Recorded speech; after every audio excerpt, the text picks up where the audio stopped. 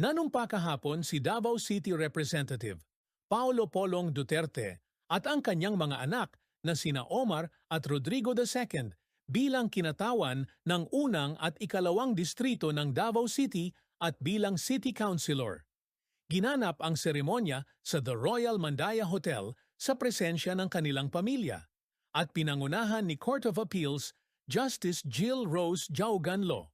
Nagpasalamat si Polong sa patuloy na suporta ng kanyang mga kababayan para sa kanilang pamilya, lalo na sa dating Pangulong Rodrigo Duterte. Ipinangako ni na Omar at Rodrigo II na kapwa unang beses na opisyal ang pagpapalaganap ng transparency, accountability at mabuting pamamahala. Nangakong pagtutuunan ng pamilya Duterte ang mga isyu sa edukasyon, kalusugan, infrastruktura at kapayapaan.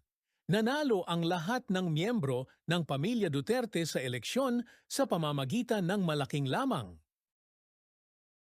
Salamat sa panonood. Huwag kalimutang i-like, i-share at mag-follow.